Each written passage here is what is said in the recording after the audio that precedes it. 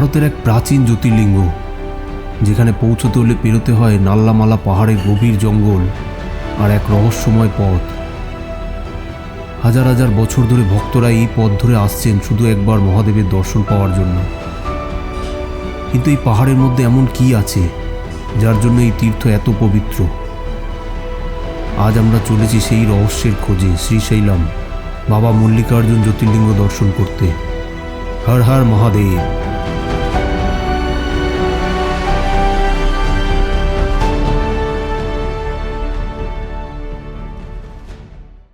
আমরা 12 জ্যোতির্লিঙ্গ শুরু করেছিলাম এর আগের বারে দেওঘর আর বারাণসীর কাশী বিশ্বনাথ দিয়ে। এবারে আমাদের গন্তব্য 12 জ্যোতির্লিঙ্গের সেকেন্ড জ্যোতির্লিঙ্গ শ্রী মল্লিকার্জুন জ্যোতির্লিঙ্গ দিয়ে। নাল্লামালা পাহাড়ের গভীর জঙ্গলের মধ্যে লুকিয়ে আছে এক প্রাচীন তীর্থ বাবা মল্লিকার্জুন জ্যোতির্লিঙ্গ।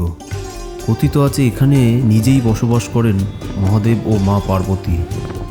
আজ আমরা সেই পথেই চলেছি, বিশ্বাস, ভক্তি আর অজানা গল্পের খোঁজে।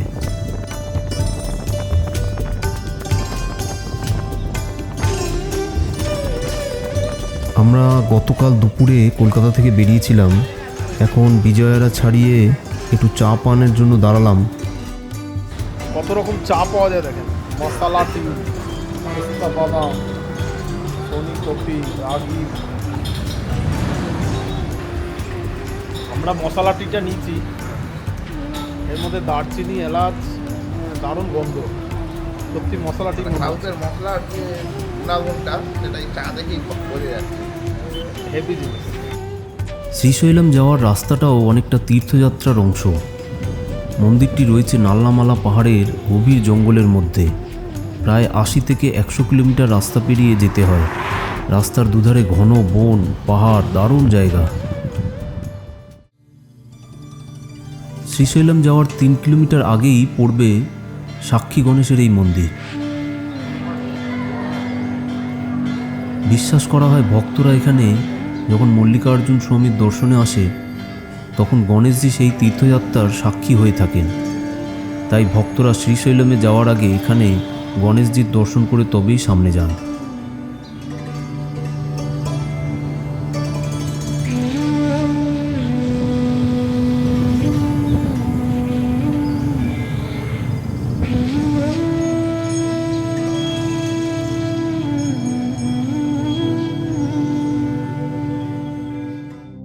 শ্রীশৈলম পাহাড়েই আছে শ্রীশৈলম ড্যাম।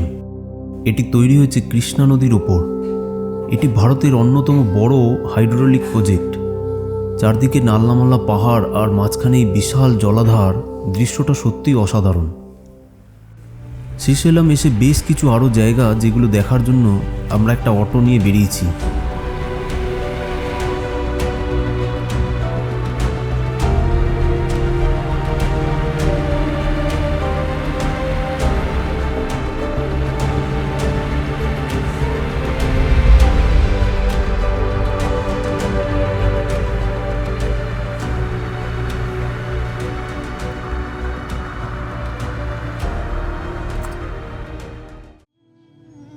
এটি হলো হটকেশ্বর স্বামীর মন্দির। শ্রীশৈলমের হটকেশ্বর মন্দিরটি প্রায় 1300 শতাব্দীর। এটি সেই স্থান যেখানে শ্রী শঙ্করাচার্য তার একটি দার্শনিক গ্রন্থ লিখেছিলেন। মন্দিরটি শ্রীশৈলমের একটা সত্যি দর্শনীয় স্থান। ছোট হলেও হটকেশ্বর মন্দিরের নকশাগুলো খুব সুন্দর। মন্দিরে অনেকগুলো স্তম্ভ রয়েছে সামনের দিকে এবং গর্ভগৃহটিও খুব সুন্দর।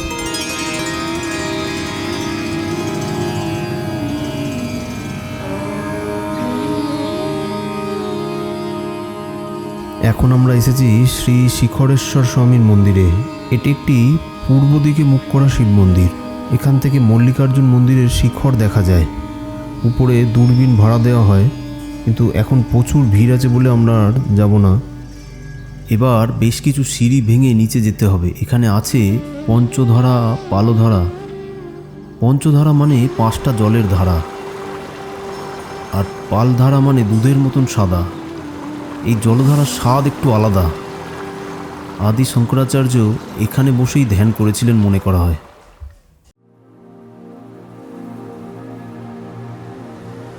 শ্রীশৈলমে শনি আর রবিবার ভালো ভিড় থাকে, বাকি দিনে আসলে ফাঁকা থাকে, তাই খুব সুন্দর দর্শন করা যায়।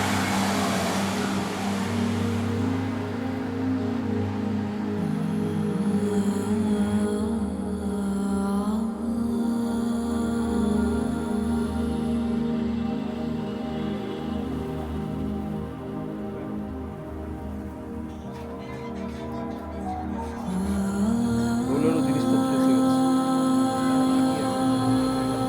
तिलक माटी ये सब प्रसाद के लिए।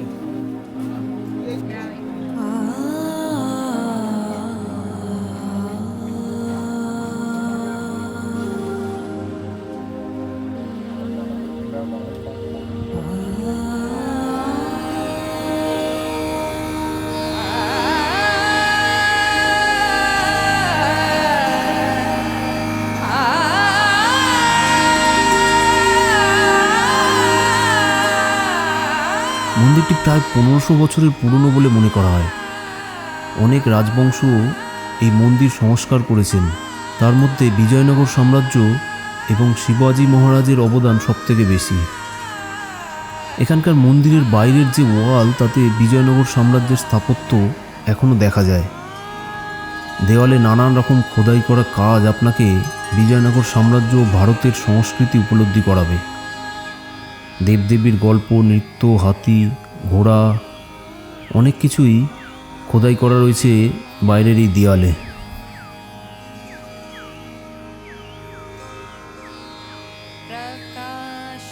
আমরা ভোরবেলা 5:30টায় লাইন দিয়ে দর্শন করেছি। মন্দিরে ভিতরে ফটোগ্রাফি অ্যালাউ নেই। পুরো মন্দির চত্বরটা দারুণ সুন্দর লাগবে, মানে এক অদ্ভুত অনুভূতি। কেন জানি না, একটা খুব পজিটিভ এনার্জি অনুভব করছি।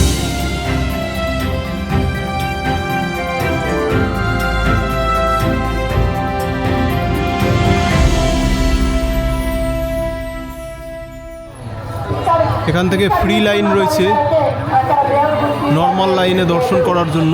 এখানে জুতো ফ্রিতে রাখার জায়গা রয়েছে, জুতো, ব্যাগ, ঘড়ি সবই রাখার জায়গা। এটা ক্লক রুম, ব্যাগ, ঘড়ি, মোবাইল সব কিছুই রাখার জায়গা। এখানে প্রসাদের কাউন্টার দুনিয়া, পার পিস লাড্ডু প্রসাদ 20 টাকা করে, আর স্পেশাল টিকিট নিলে 2টো লাড্ডু ফ্রি পাওয়া যায়। পুরো মন্দির পরিসরটাই পাথর দিয়ে সেই পুরনো যুগের তৈরি করা, বহু পুরনো মন্দির দেখেই বোঝা যায়। এবং মন্দিরের ভিতরের যেটা সুন্দর গন্ধ, ওটাই একটা মন মুগ্ধ করে দেবে আর কি। মাঝখানে একটা বিশাল বড় গাছ রয়েছে, ওটা হচ্ছে ত্রিফলা বিক্রম অশ্বত্থ গাছ, আরও কতগুলো গাছ একসঙ্গে, একটা বিরাট বড় গাছ। গাছটাও বহু পুরনো দেখেই বোঝা যাচ্ছে। দারুণ লাগবে মন্দিরের ভিতরটা, এত সুন্দর পরিবেশটা দারুণ লাগবে, দারুণ। আর আমাদের দর্শনও আজকে এত সুন্দর হয়েছে, সত্যি মনের কোথাও একটা অন্যরকম অনুভূতি নিয়ে রয়েছে প্রায়। শ্রীশৈলমের আর একটা বড় বিশেষত্ব হলো এখানে রয়েছেন মা ভ্রমরম্বা দেবী। হিন্দু পুরাণ অনুযায়ী যখন সতীর দেহ ভগবান বিষ্ণুর সুদর্শন চক্রে খণ্ডিত হয়, তখন তার গলার অংশ পড়েছিল এখানে। তাই তো শ্রীশৈলম একসাথে জ্যোতির্লিঙ্গ তীর্থ ও শক্তিপীঠ তীর্থও বলা হয়। ভারতের অনেক জ্যোতির্লিঙ্গ মন্দিরে শিবলিঙ্গ এখন আর স্পর্শ করা যায় না, কিন্তু শ্রীশৈলমে আপনি আগে থেকে অনলাইন বুকিং করে রাখলে সরাসরি শিবলিঙ্গ স্পর্শ করে পুজো করতে পারেন। অনলাইনে আপনি দর্শন, প্রসাদ সব কিছুর জন্যই বুকিং করে আসতে পারেন। নাল্লামালা পাহাড়ের গভীর জঙ্গলের মধ্যে অবস্থিত এই পবিত্র তীর্থ শ্রীশৈলমে এসে সত্যিই মনে হলো যেন প্রকৃতির মাঝেই মহাদেবের বাস। বাবা মল্লিকার্জুন ও মা ভ্রমরম্বার আশীর্বাদ নিয়ে আমরা চলেছি পরের জ্যোতির্লিঙ্গ দর্শনে। হর হর মহাদেব।